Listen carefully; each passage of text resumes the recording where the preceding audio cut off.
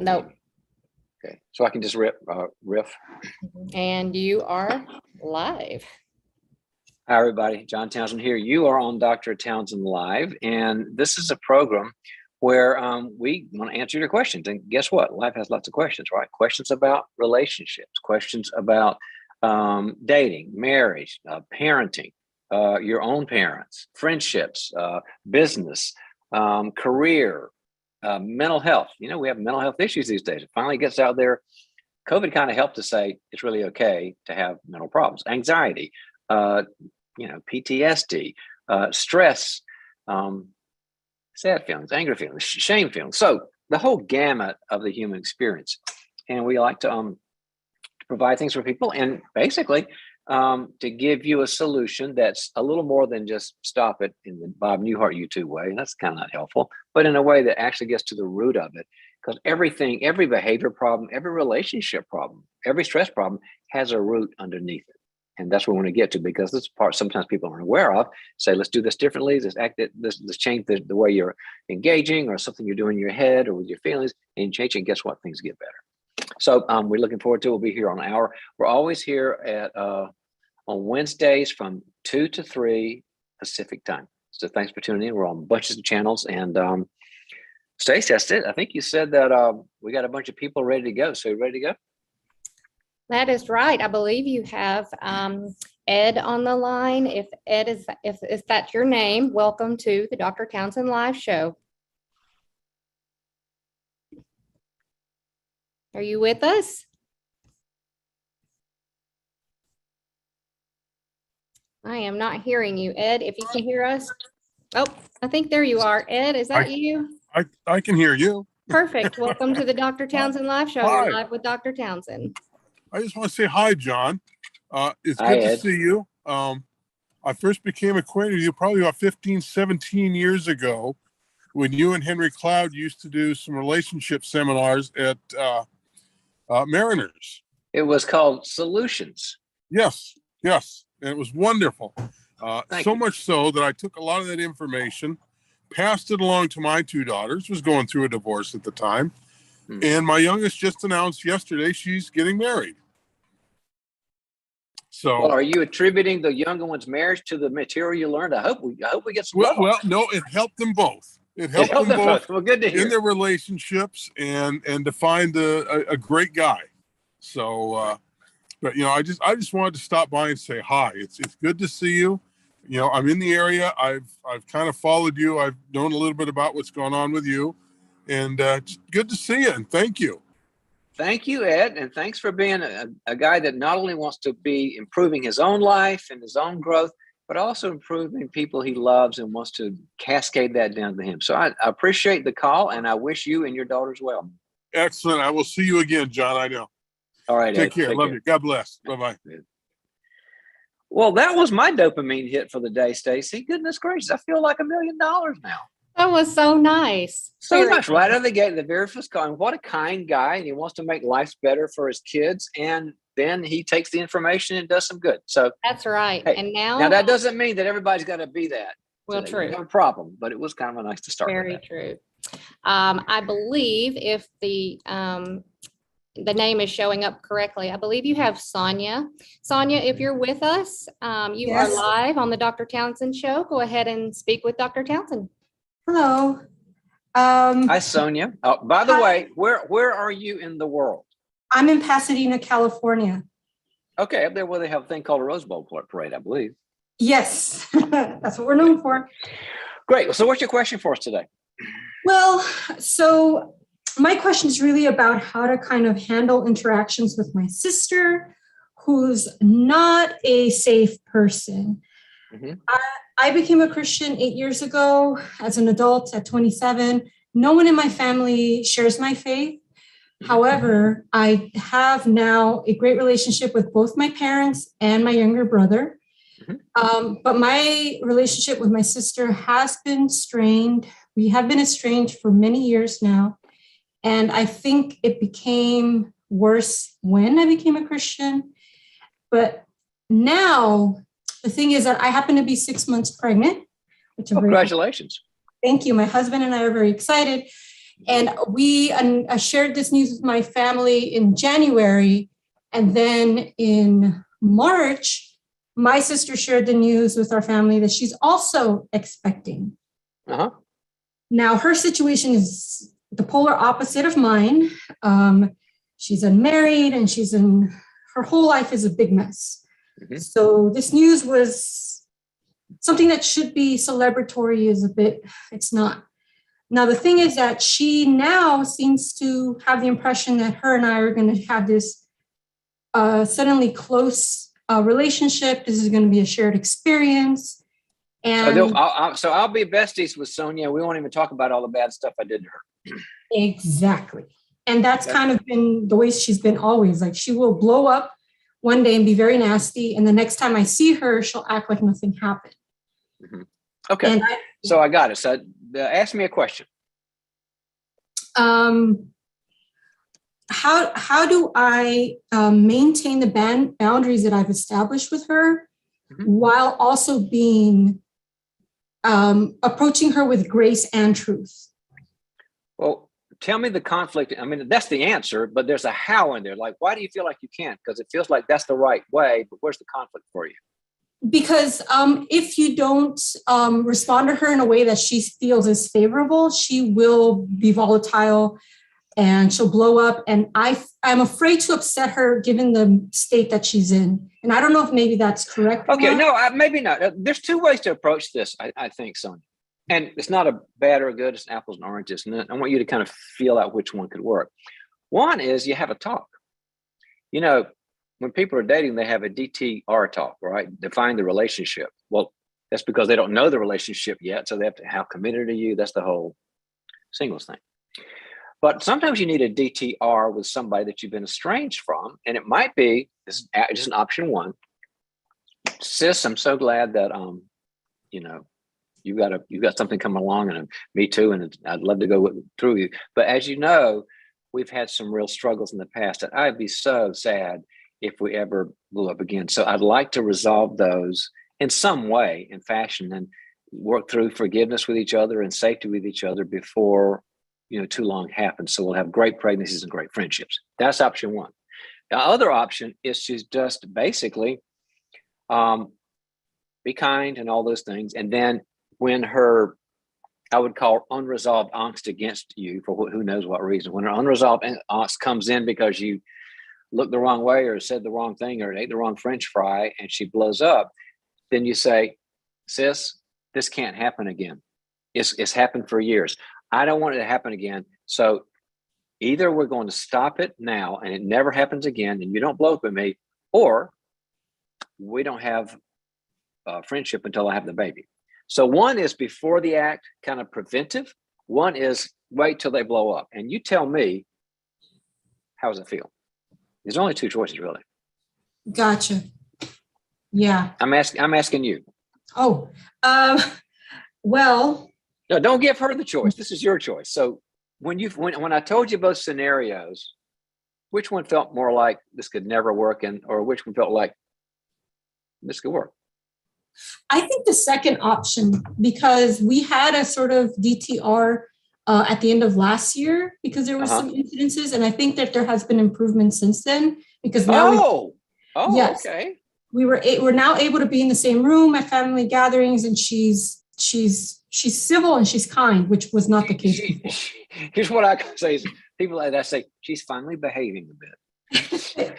Right. And yeah. So there's no reason to say, hey, let's deal with it. You did some dealing with it. You've set some ground rules. She's behaving. And so now she knows, you know, Sonia's got limits. But if she's still got a lot of craziness in her head, she'll cross the line. And that's when you have to say, this is what happened last time. I don't want to lose each other again for a year, but I will if this doesn't stop. And you just pull the reins a little bit. And if she already was motivated to change from this first time, here she is. Her sister is pregnant and with a happy pregnancy. Your sister does not have a happy pregnancy. I would think that you have the leverage and the investment that she goes, I don't want to screw this up. She's an important person for me. I agree with you. Now that I hear that, go with option number 2, Sonia. Okay.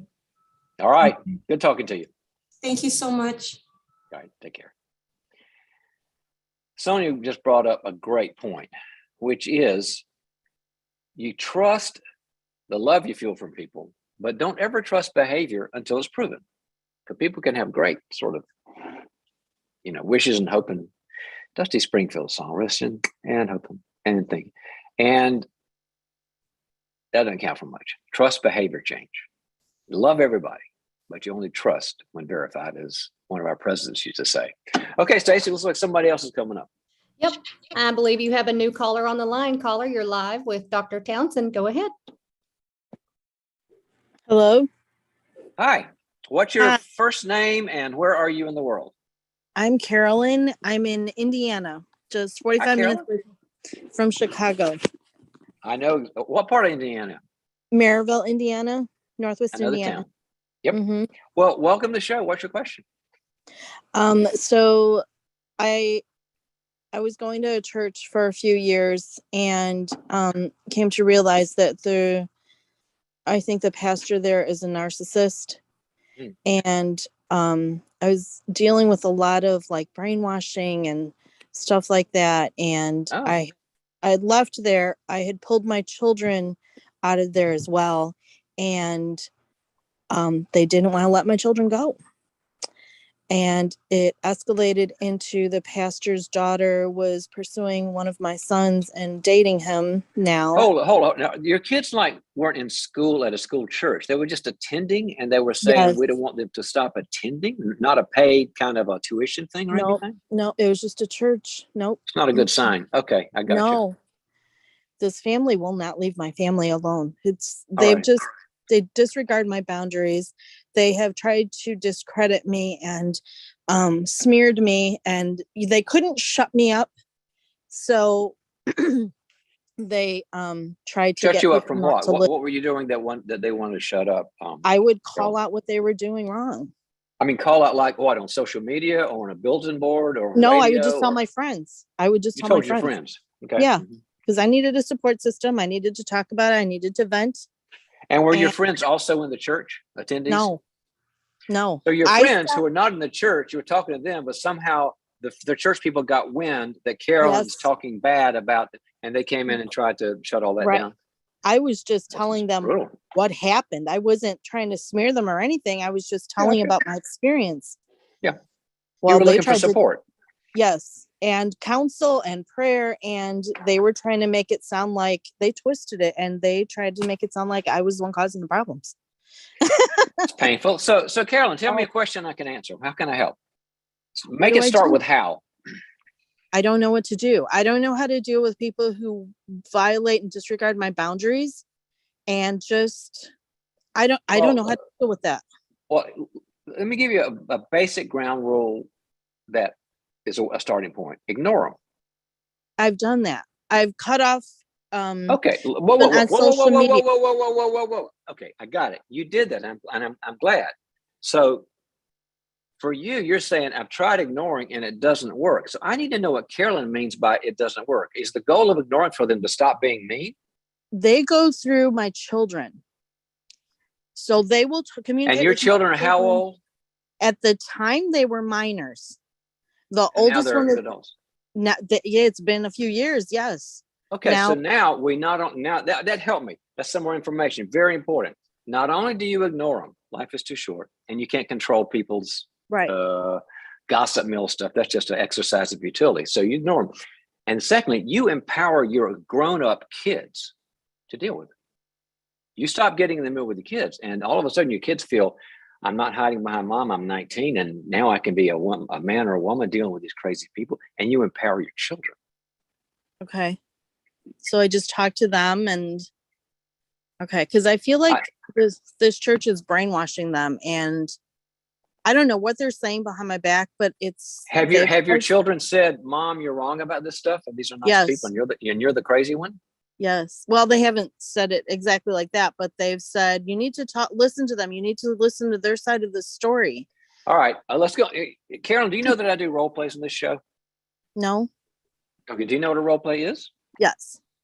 We're going to role play.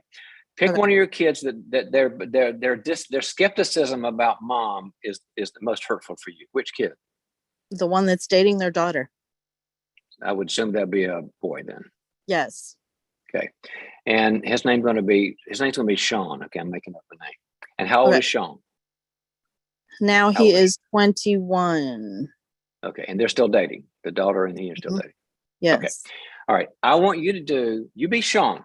Okay. You be Sean and all of your sort of not really believing mom, and you ought to see their side of it. And I'll be Carolyn. I'll show you how to handle this right so that you preserve his autonomy, but then you don't get, treated badly in the process. Hey, honey, I heard you wanted to talk to me. Yeah. I don't appreciate you telling your friends what's going on and stuff, and you really need to just not talk about it. Okay, Tio, is Sean living at home with you? He's away at college, but when he's not in school, yes, he is at home and we are supporting him. Okay, but 80% of his life is out of the house. Yeah. Right. Mm-hmm. Okay, we're back in it. Honey, what's your concern about me talking to my friends? Help me understand. Because people are believing you. So And that's a problem because I just don't mean, want. we all want to be believed. You want to be believed. I want to be believed. So I kind of don't see a problem, honey. What's the problem here?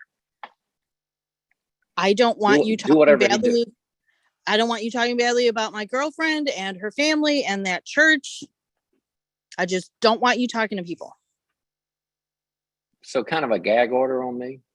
That's a good one. I mean, sweetheart. So you're asking kind of for a gag order, right? No, I just don't want you telling people what's going on. It's nobody's business. Isn't that the same thing, sweetheart? Like, I want to understand it because I know you love Sally and all. I get that, and I'm fine with your relationship. You're a grown up. But if I were to go to you and say, stop talking to these 4 people, never do that again, would you say, yes, Mom, I'll put a gagger on myself? You would like it if it was turned? You wouldn't like it, huh? You don't get to tell me what to do. You don't get to not trust me. You don't get to control and Sweetheart, are you listening to yourself? Because you don't want me to control you and you're trying to control me. So can we just let that go and neither one of us try to control each other? I'm not trying to control you. You're the one that's doing the controlling. I'm using my tongue to talk to people and I'm controlling you. I'm confused, sweetheart. I just don't want you bad-mouthing my girlfriend and her family and that church. Okay, here's what I'll do. I want to do I don't think we can probably convince each other, and I want to have a great relationship with you. So here's what I need to do. I need to have my support system of the people I love, and you need yours. We have different support systems, and they need to hear my experience. Just like if your support system said that if you needed to tell people that your mother Carolyn was a crazy bat, I hope you can tell people that. I hope you can tell people I'm a crazy bat because they'll support you. I would never put a muzzle on you to not tell people, some good people, I'm not social media crazies, but you're deep trusted people. Tell them I'm a crazy bat. I hope they help you and love you. So I will not tell people that I shouldn't tell, but I'm going to tell my support group. And so I won't control who you share with, and you don't control who I share with. That's about the best I can do. Is that livable, Sean? I just don't want you telling people and smearing my girlfriend and stuff because they're listening to you. I understand. Sweetheart, what are you going to do when I say no? Because I'm just going to say no in the kindest way I can. What are you going to do then? I'm still going to date her and I might even marry her and I'm even might happen with her. And I might tell you can't see, I might not want you to ever see my children. Okay. Here's the answer, Sean. I would be so sad. I would cry. I love you. I would even love her if you married her because she married you. I'd love the grandkids. And I would hope one day you'd change your mind. But that threat doesn't keep me from trying to get the support I need. I'm so sorry, and I'll be praying for you, sweetheart. Okay, end. That's it. That's what you've got to do. That is good. And you don't let them take you hostage with the threats. People do that with the grandkids all the time. It's an old trick that people use.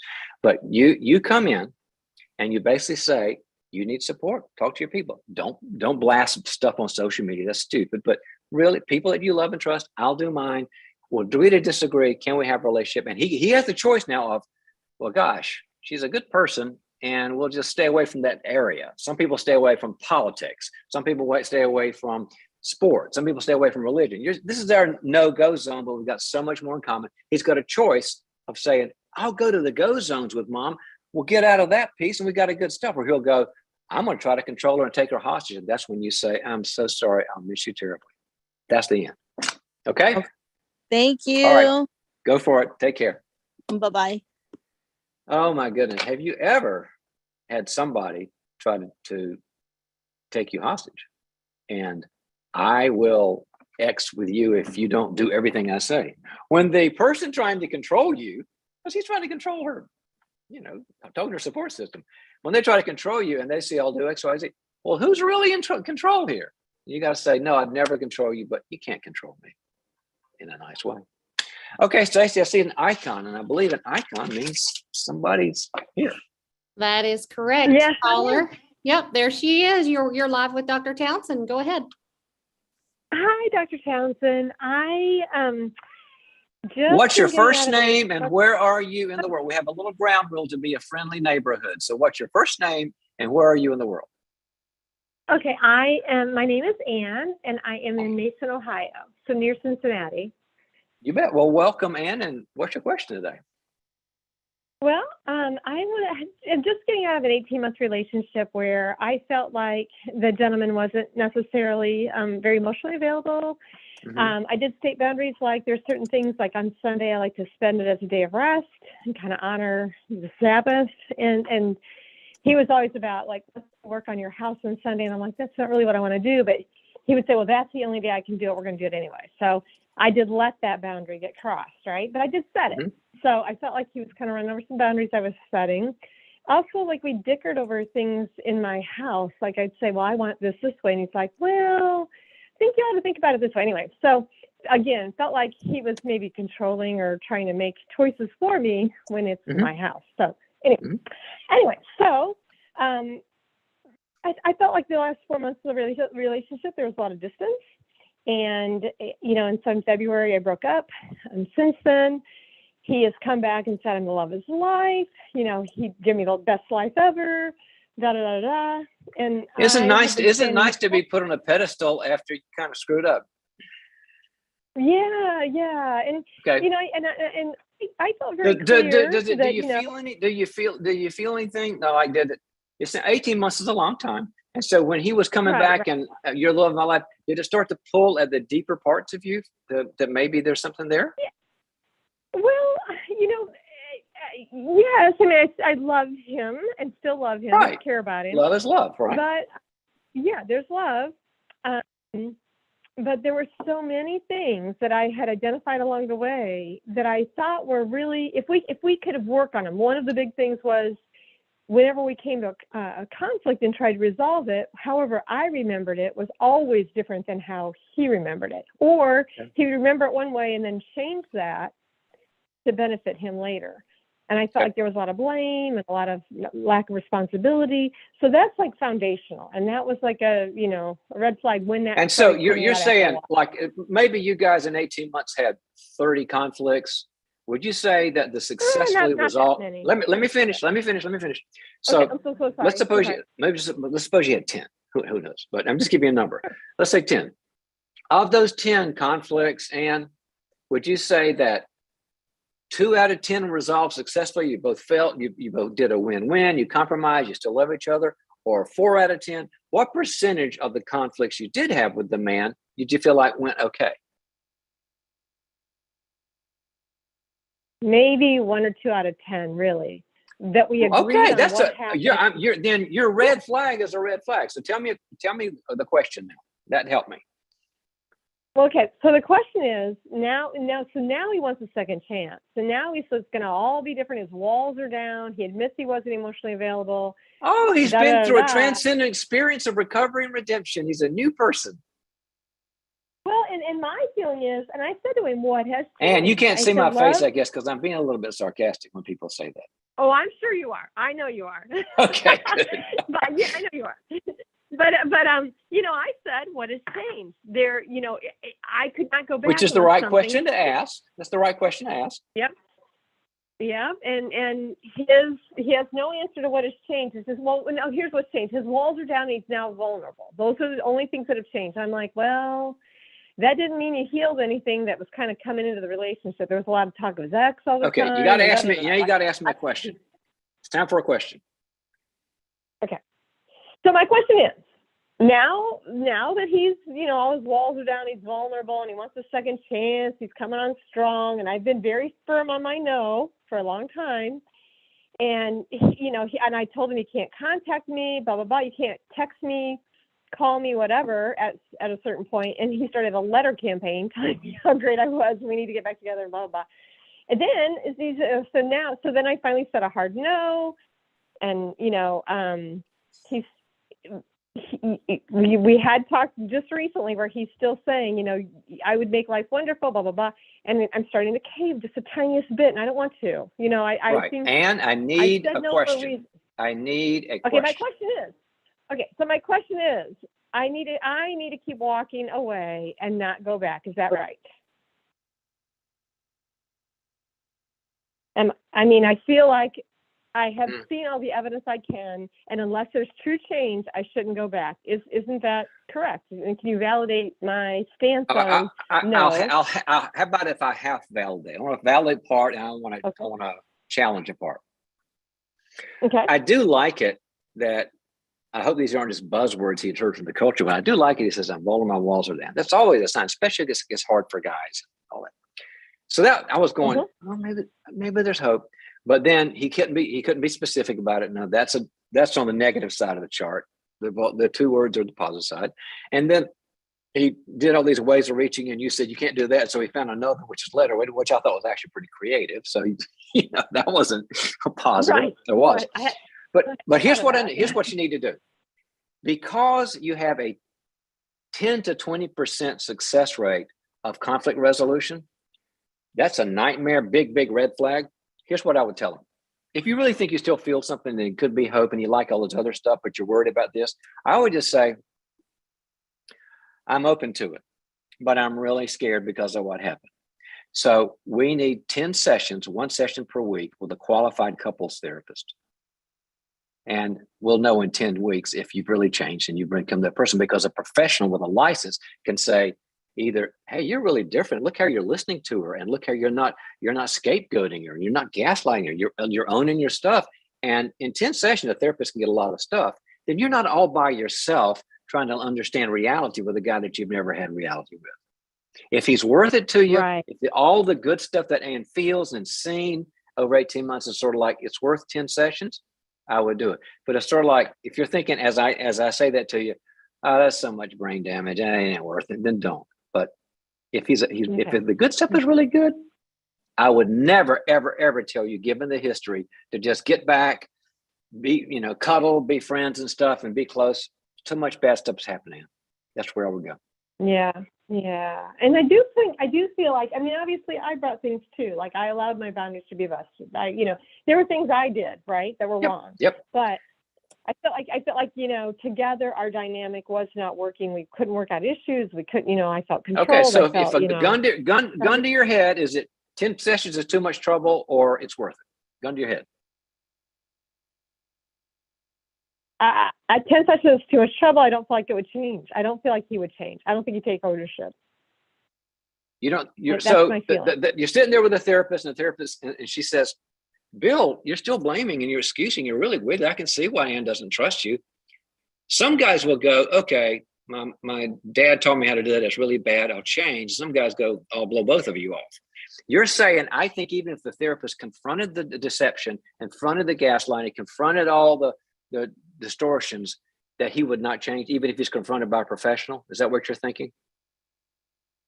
That's what I'm thinking. Well, then don't do it. If your suspicions are so high, I mean, life is short. I was going to say, if the good stuff's good, a therapist can get in there and bulldoze it and say, you're going to lose her if you don't get your act together. Some guys really change and some gals change. But I can already tell you've seen such bad stuff, and he's not owning stuff. Have a nice day and keep your boundaries and find a guy that loves you. All right. Hey, Thank Ann. you so much, Dr. Good talking to you. Okay. Thank you. Bye. It's so important, guys, when you look at somebody that says they've changed. The global statements are great. I did love the "I'm vulnerable, my walls are down." What I wish he had said is, it's not that I'm just vulnerable, not that my walls are down. That's kind of like about me. I am so sorry how I've hurt you, and I'm going to change. I didn't get it. I didn't want to get it. It was about me, and I'm going to change my behavior. I pay attention to that, but he never told Ann that. That's a problem. Who we got on the line, Stacey? Caller, you're live with Dr. Townsend. Go ahead. Hello. Hi. Hello? Hi, this is Katalin Nogradi, Dr. Townsend. Hello, Kathleen. What's country are you in? I know you. Yeah, I'm a TI graduate, and I'm calling you from the UK, from Stratford-upon-Avon. I knew you were still in England. remember You me if you would graduated see from you graduated from the Townsend Institute, and then you moved, and you From- and your from- husband yes, moved to from England. the coaching. Yeah. Yes. Well, Thank you. hello, and good to hear you again. And what's your question today? Yeah. So my question is that actually I would like to ask your perspective. I have been learned so much in the Townsend Institute about the character, and competency model, and about the significance of people fuel and the state relationships. So actually, I understand much better the gaps, the immature aspects of my own family and the individuals, my siblings and my parents. And the question is, I really so I would love to help them a little bit to understand better what I have. I'm trying to pass them on, or a little bit influence them with all the stuff I learned. The great. So you want your learned. family to get the benefit of what you learned at the Institute, and sort of help them to grow and be healthy people. I help them to grow and help influence them, help them to understand, to realize how significant feelings are, how significant to have a life team or safe people around us, because it may sound obvious to many, but a lot of people I'm don't live that way. So it's kind of a new language for people. So what's your question? Regardless, I'm trying to put it in a question form. So basically, I'm running into as I'm trying to communicate the whole concept that how significant it is that they have safe relationships. Basically, I'm running into questions like, for example, some of them have hardly any safe relationships, some of my siblings, and I don't know if can I help them? Can the 5 siblings, for example, together create some sort of a life team or safe relationships for each other? So the question? Is the question, can your siblings be their own life team? It is. I just want to make sure I understand the question, because we've got a lot of ways we can go in this. Is the question, can my siblings form a life team? I try to. For them, I do have a life team, but they don't, and they hardly have any really safe relationships. And I think we have to start with each other. I have to help them to experience safety through myself and through ourselves. I don't know if it makes sense. And I learned once, I heard sometime in the Townsend Institute, somebody that we have this family of origin, which is usually somewhat dysfunctional, or they're difficult. So usually we have to grow into our family of God, like. We leave the family somewhat, and the family of origin turns into the family of God, which has got different people in it. That's the way the Bible teaches this. Yes, and I would like to understand if I'm doing the right thing, if I try to. Well, no, it can happen. And actually, Katrina, there are 2 things to be aware. It is possible in concept, but it's difficult, and I'll tell you why. We were designed to move beyond our dependency on our siblings and mom and dad to other people. It's creating your own social structure. I mean, you can live close to your parents, you can live around the world from your parents, but we were designed to get out there and find a world. And you can do that with siblings, but it's more work, because the energy is a little more keeping the huddle together. So you have to deal with that. And number 1, it can work, but number 2, you're going to. If they don't, and I know you said it's just a startup thing, and I like it. You said that's a startup, but maybe they can launch out later. But they're gonna have to realize they're not going to be just those 5 people, and nobody else in the club nobody else in the Life Team Club forever, because that doesn't work. So if you're clear with them that this is a way to see it and experience it, and how we can give grace and truth and encouragement to each other and be vulnerable, but later we're going to want to expand to other people, I think you're in good shape. But it's got to be very clear from the beginning, or they'll stay a huddle that stays inbred. You don't want that. Number two, are your 5 siblings safe people themselves, or do you have some that are really toxic? I think we have all of us, especially, but I think they're basically safe, but there are some tensions sometimes among some of my siblings. So but that's different. I mean, there are some there's communication things, and some people aren't very engaged, or some people are a little more, I don't know, reactive or whatever. I don't mean that, because those are just kind of baggage. You can work those out. I meant unsafe, where, they blame everybody and they're judging everybody and they're combative and they're in denial. You don't have any of that. Yeah, no, not really. No, we are safe. They're all genuine believers and they are relatively all right. safe. It's just so, that, hey, there are some since you graduated from the Institute, we're going to do another role play, which you've had many of. I think I've done a couple with you over the years. So ready? Yeah, sure. All right. Which sibling are you that you want to be, that you're the most concerned about sort of pitching the Life Team to? All right. Pick. All right. What do I call Elizabeth. you? Okay. Elizabeth. Okay. Elizabeth. All right. So, and I'm going to be Katerina. So, hey, Elizabeth, thanks for us meeting. Thanks for the time. I know you're busy.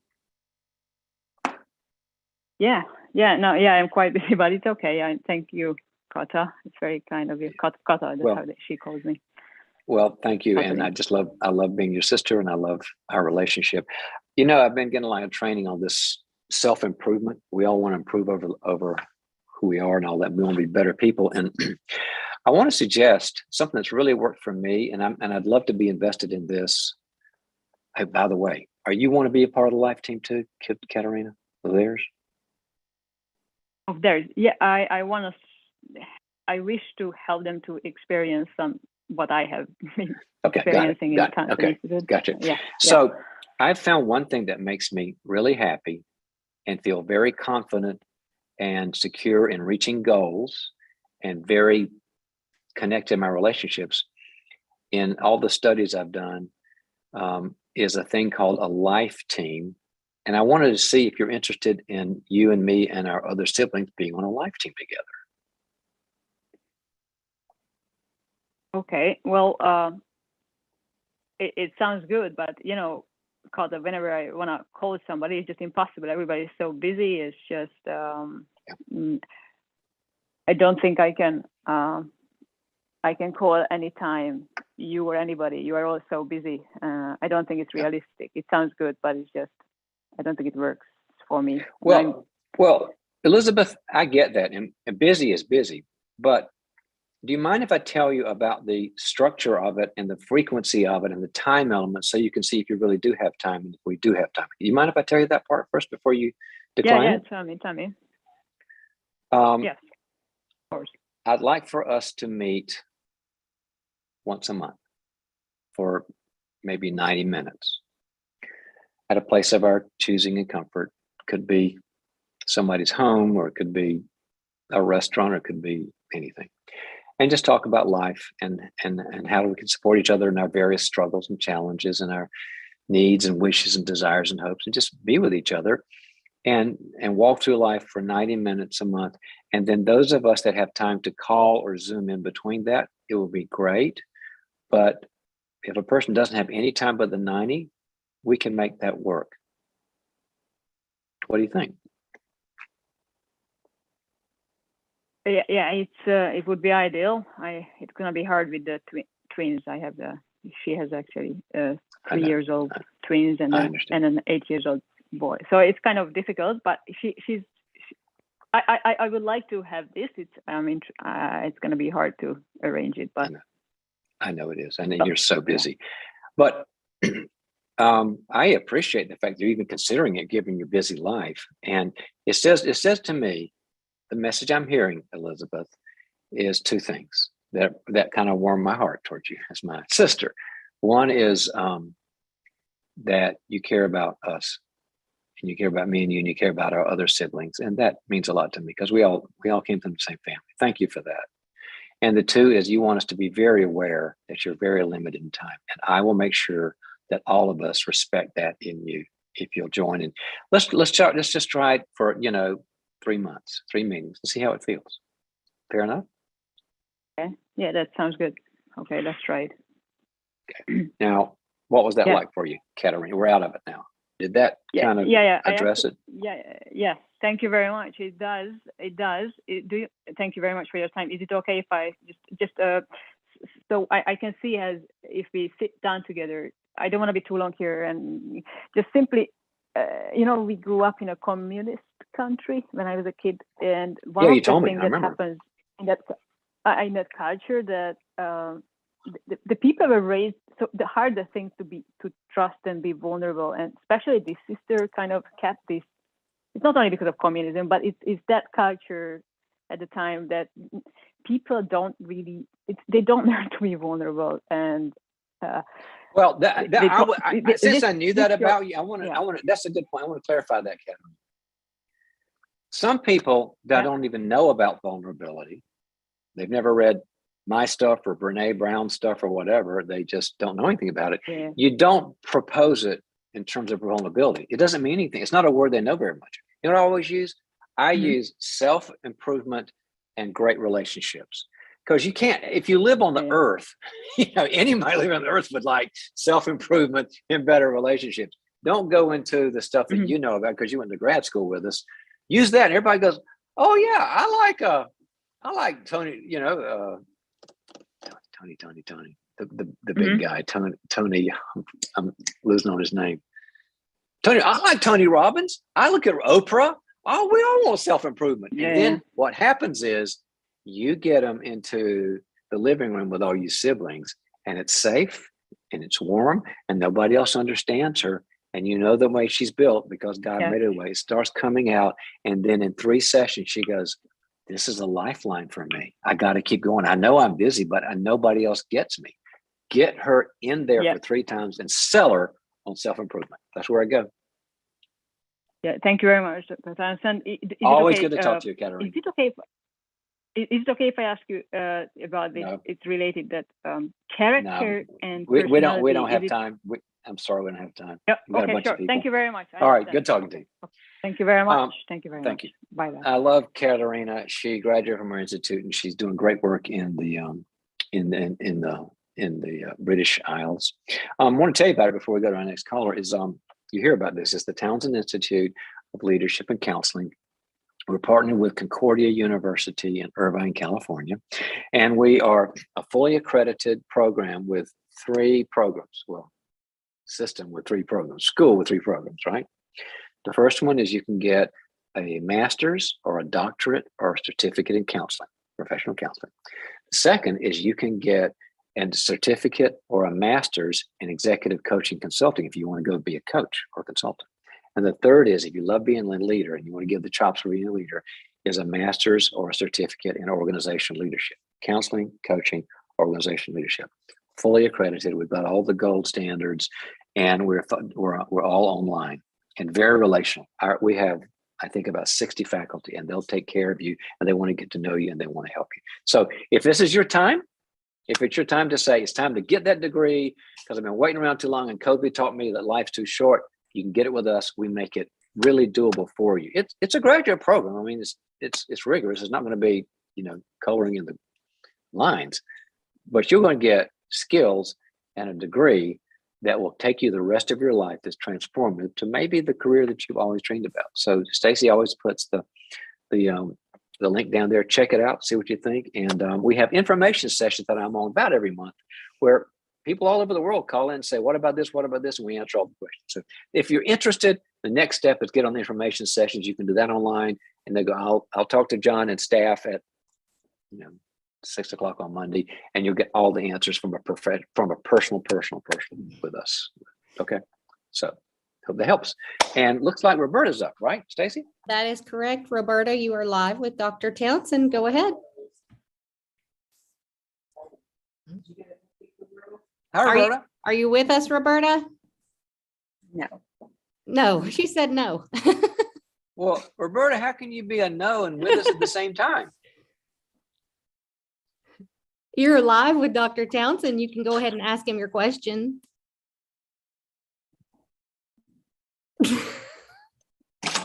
Okay, I'm Roberta. thinking maybe she's shy. Roberta, are you shy? Can you talk about your At shyness? work, and I couldn't talk at the moment, so I had to There walk you out. I are. Roberta's apologize. here. All right. I apologize. Thank you so much. I actually have a quick question. Well, but first, I have said- we have a rule. We have a rule. We've got to know your first name, which we do. But where are you in the world? We'd like to see where people are in the kind of global community. I am in Los Angeles, California. Welcome. I'm glad to hear it. So you had some concern or question or something? Quick question about boundaries. I have set some boundaries with some family members and doubting if it's healthy or not. And I am, I know it's Some are healthy and some are not. So it's the right question. exactly. So I just wanted to get a little bit of perspective. It's a family member who I have set boundaries because when they have marital problems, they try to bring me in, and I do not want to be involved. Do you? Whoa. Let's do a little test. Do you know what the word is for that? No. It's called triangulation. Triangulation means I want to get a mediator in here who doesn't really want to Yes. be, and they be my referee, and you're going, I don't like that job. Right. Right. So what's your question? Me as a person, I do not want to get involved. I do not want to be in that position.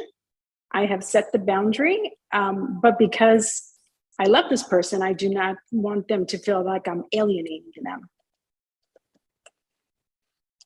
How you're saying I set the boundary and I don't want to alienate them. Is that correct? Correct. Well, did they say anything that made you think that they were alienated when you set the boundary? Did they like cry or say you don't love me or how dare you? Did they give some kind of protest when you said Yes. that? Yes. What There they say? was a very harsh text message saying, You triggered something. yes, and What they did the will harsh come back email and say? that it was a text saying you were unsupportive. I never want to talk to you ever again. I'm deleting you from my life. And then a couple days later, they will text again. Well, that's really mean. So, wait, your question, I'm confused by your question now. They sound Okay. awful. And so you're saying, how do I say no and not alienate somebody who can't even take a no and they had a tantrum? So it's already happened. It's a fait accompli. It's already happened. Yes. So how yes. can I help? So I'm seeking advice. Am I doing the right thing? You've already done it. So what is there Okay. you're asking about in the future? Do I just keep remaining as I have been? Oh, as opposed to like going back and say, oh, I said no the wrong way. Right. And I really, Right. come on, Roberta. Okay. Just need confirmation. Because let me tell you, you have shown me so much insight.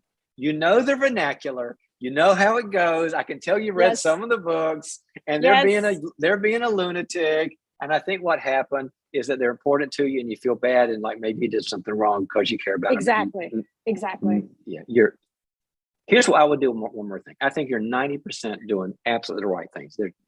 Their response is so toxic and immature. But if they're very important people to you, I would send them one more email or connection or whatever. And it would be this. Sorry I offended you. I never want to do that.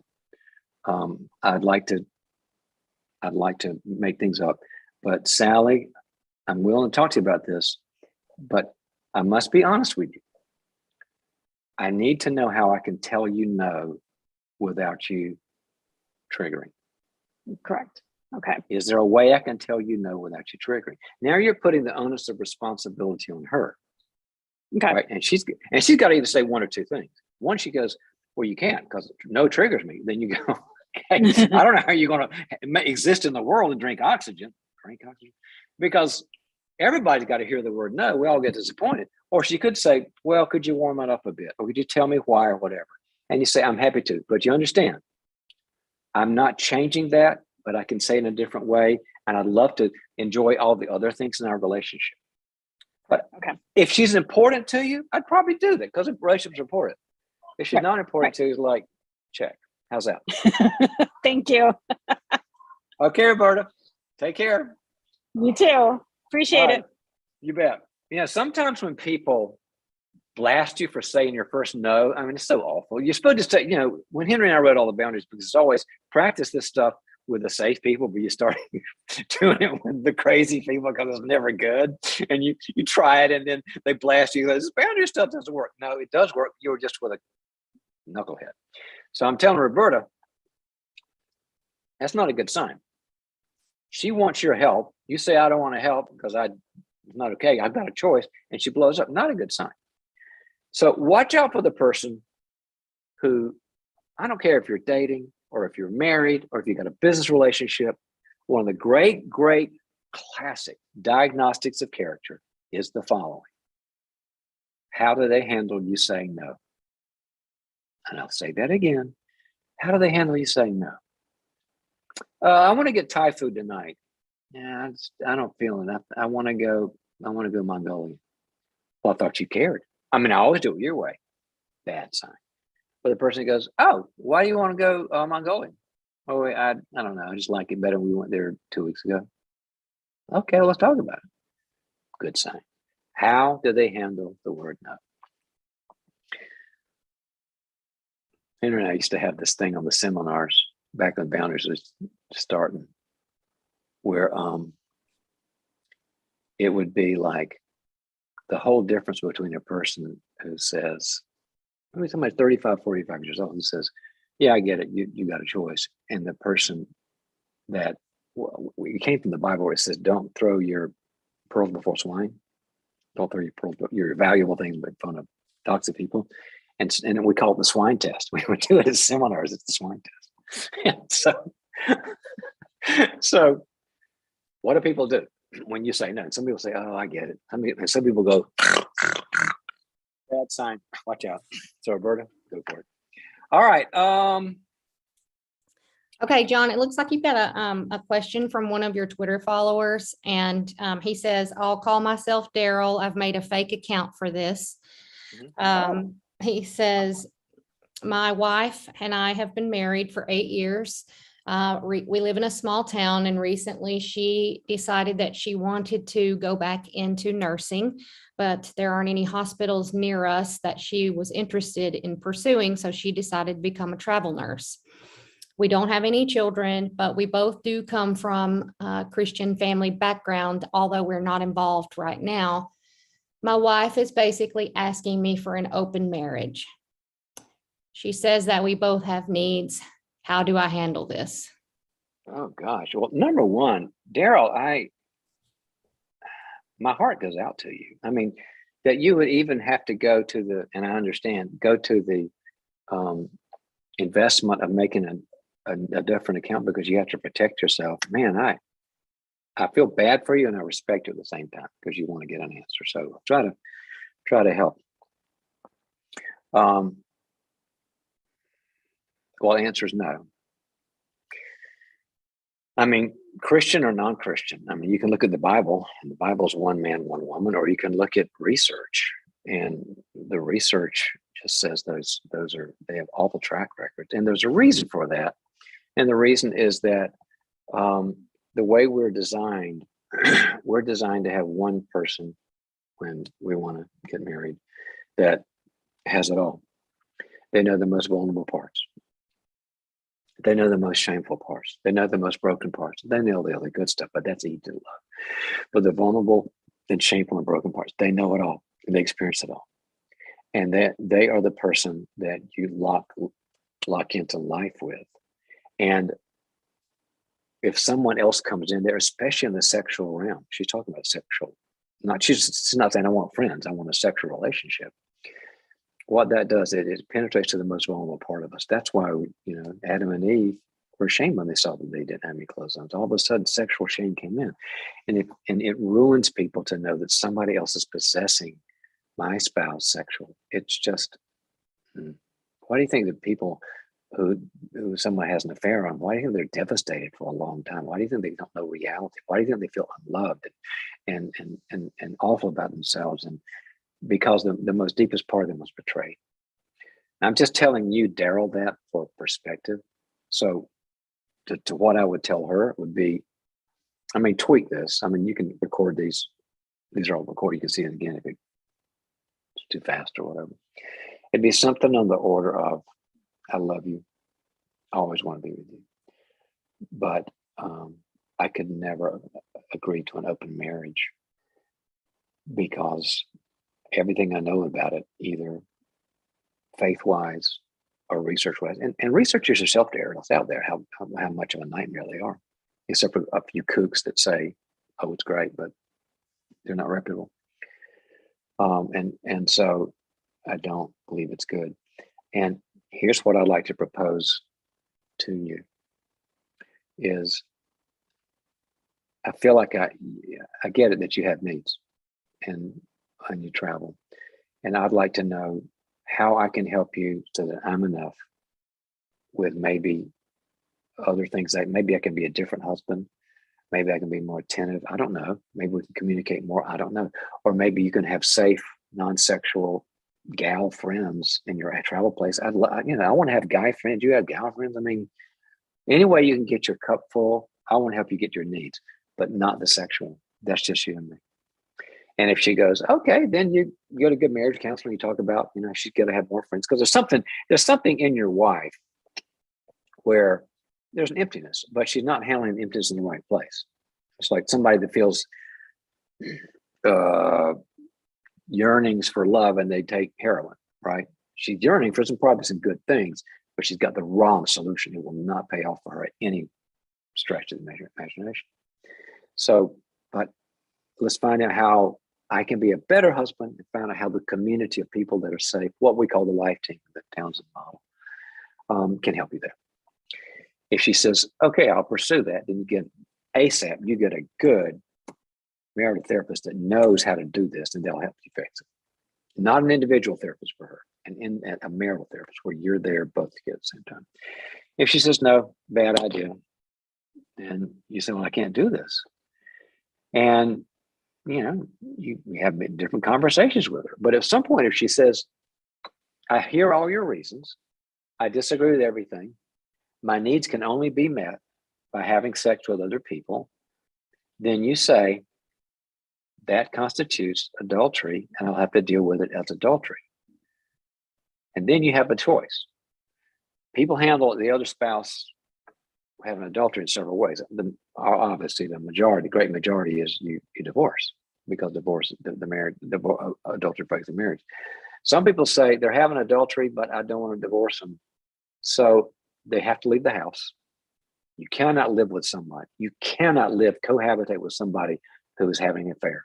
No, wrong for everybody. It never works. So she's got to leave. And I don't know, figure out the finances and just say, I just can't stand that. And so offer the olive leaf. The olive branch was the first thing I said. And then if she says, I don't want that, you either decide she has to leave or you're divorcing. And I want you to remember this, Daryl. You said you came from a Christian background, and I do too. I'm Christian. We always talk about God abandoning us, but people abandon God. He hadn't done anything wrong. So if you're a good guy, you've been a decent husband, she's abandoned you. So you put out what you can, but ultimately it's her choice. But do the two things with the three options that I said. You know what? Today I'll say a prayer for you. All right. So painful, Stacy, when people have to go through that dilemma. So painful. Absolutely. That made my eyes sad when I saw that. Mine too. You sound like a good guy. Well, we ended on a sober note, but I hope it ended on a helpful note. Had all kinds of calls today. Some of you had different relationships. I hope you got a little. Our hope for you on the program is that you take away a nugget from somebody's situation where something we said made a difference. One nugget for how to relate differently, think differently, feel differently, behave differently can change everything. So I hope it goes well for you. Hey, John, let's also remind everyone that we will be back with them. We have the next few weeks off, but we'll be back with them on the first Wednesday of June. Yeah, we're taking a few weeks off. We'll be back pretty regularly after that. And so first week of June, show up on a Wednesday, line up with the questions, and we're glad to help. Thanks very much. We'll see you then.